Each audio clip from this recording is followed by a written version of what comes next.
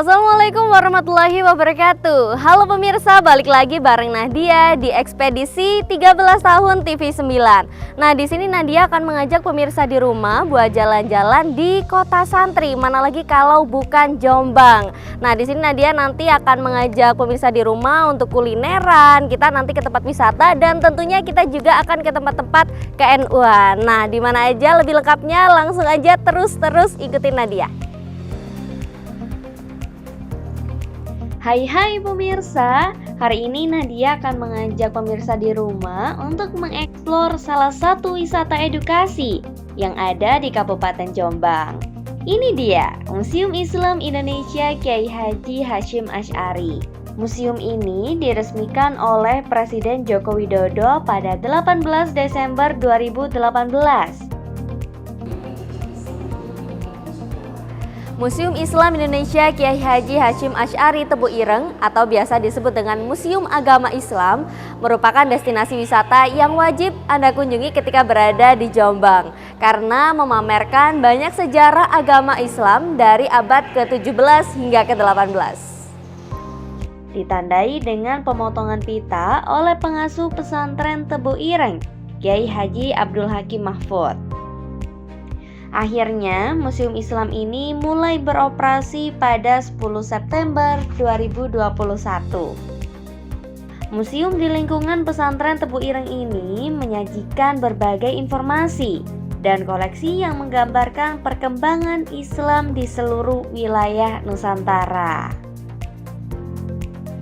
Sajiannya juga menggambarkan karakteristik Islam di Indonesia yang menjunjung tinggi nilai toleransi, gotong royong, dan menghormati kebinekaan dan inklusif.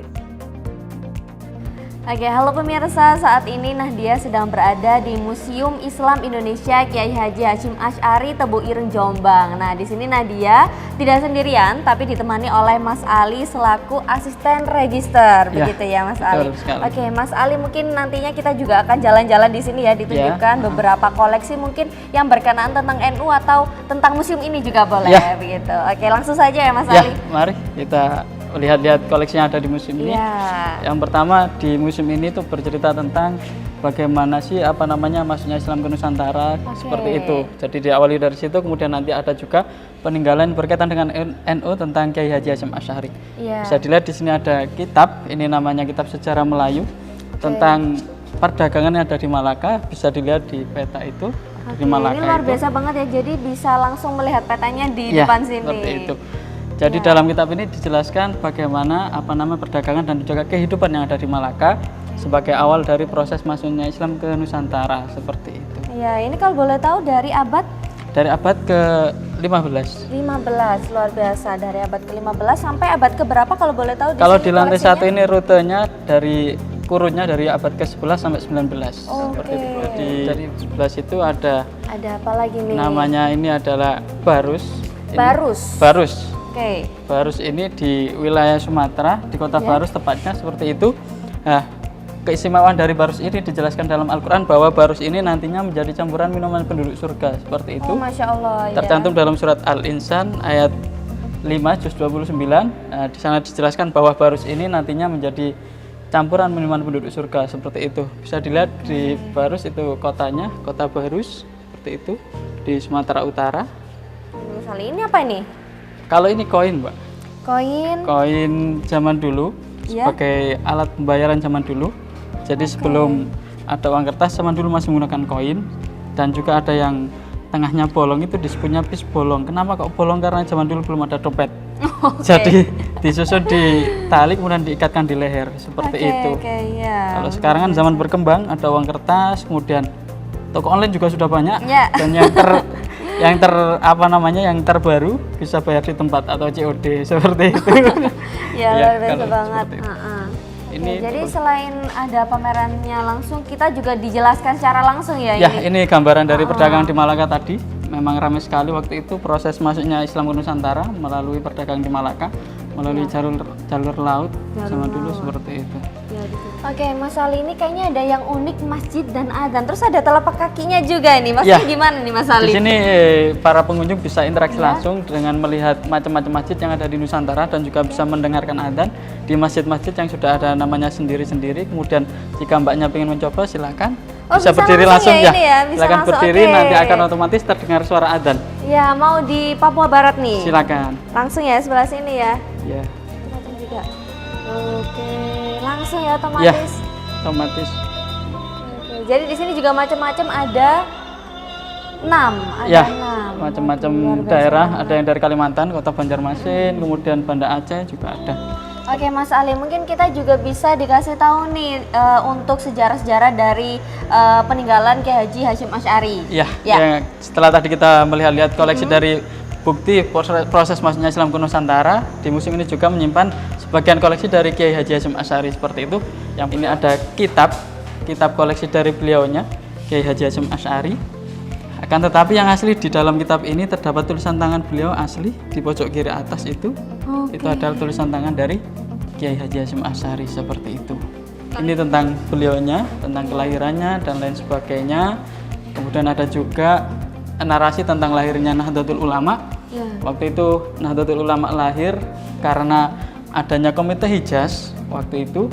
Kemudian di Nusantara ini ada sekelompok kiai mau berangkat ke sana, namun nama organisasinya belum terbentuk.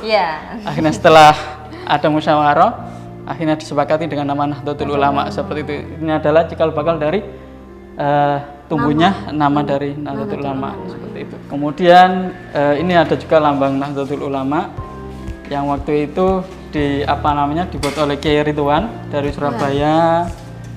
Kemudian juga diceritakan bagaimana arti dari satu persatu, baik dari bintangnya, kemudian tali simpulnya dan sebagainya dijelaskan seperti itu. Dan di sini juga ada koleksi dari Kiai Haji Hasyim Asy'ari. Ini ada centong nasi sama tempat nasi yang beliau gunakan zaman dulu. Jadi beliau selain seorang ulama besar, beliau sebagai penduduk pedesaan, ini mata pencariannya ini sebagai seorang petani seperti itu. Terbukti ketika hari Selasa pagi pengajian di Teburing ini diliburkan. Beliau gunakan untuk mengecek pertaniannya yang ada di Jombang bagian selatan sana, tepatnya di daerah Jombo seperti itu. Kemudian setelah panen, kemudian ada tamu yang sowan ke dalam, dijamunya menggunakan tempat ini seperti itu. Dan di sini juga ditampilkan silsilah dari Kiai Haji Hasyim Asy'ari. Ini silsilah dari beliaunya.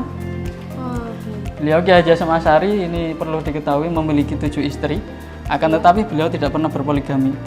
Jadi setelah wafat baru nikah, seperti itu. Dari ke-7 istri tersebut yang memiliki putra-putri ada 3 bunyai ini. Yang pertama Nyai Khadijah memiliki putra Abdullah, ini wafat saat masih di Mekah. Kemudian Nyai Nafika memiliki 10 putra-putri, salah satunya bernama Kiai Abdul Wahid Hasyim yang nomor 5 itu. Ini adalah ayah dari Kiai Abdurrahman Wahid atau Gus Dur presiden kita. Jadi posisi Gus Dur di sini adalah sebagai cucu dari Kiai Haji Hasyim Asy'ari. Ini adalah tongkat dari Kiai Haji Hasyim Asy'ari atas pemberian dari Syekhona Muhammad Khalil Bangkalan waktu itu pada tahun 1924 sebagai tanda restu untuk mendirikan organisasi NU. Barulah ketika tahun 1926 Kiai Khalil mengirimkan tasbih untuk menguatkan Kiai Haji Hasyim Asy'ari agar segera mendirikan organisasi NU. Akhirnya berdirilah organisasi NU itu pada tanggal 31 Januari 1926 itu. Tongkat ini juga beliau gunakan untuk mendisiplinkan santri ketika mau melaksanakan jamaah subuh. Jadi Kiai Haji Hasyim Asy'ari juga waktu itu. Ini adalah fatwa jihad beliaunya.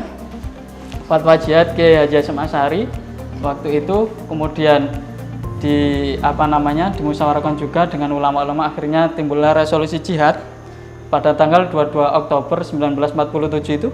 Akhirnya terjadilah peristiwa yang sangat bersejarah pada tanggal 10 November yang dikenal dengan Hari Pahlawan, dengan wafatnya AWS Malabi, Jenderal AWS Malabi waktu itu.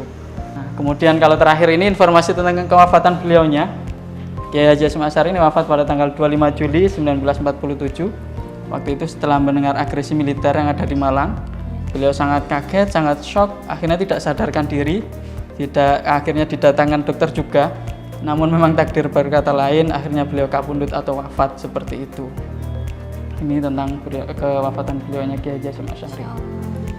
Baik, luar biasa sekali. Terima kasih Mas Ari. Ya, sama-sama kunjungannya. Ini sangat informasi sangat bermanfaat sekali buat kita ya. Dan kalau misalnya teman-teman di rumah, pemirsa di rumah mau mengunjungi museum ini juga silakan secara langsung ya. Kalau di sini bukanya setiap hari mulai pukul 8:30 sampai 3:30 sore seperti itu. Jadi untuk pemirsa di rumah langsung aja main-main ke Jombang ke Museum Islam Indonesia Kiai Haji Hasyim Asy'ari Tebo Ireng.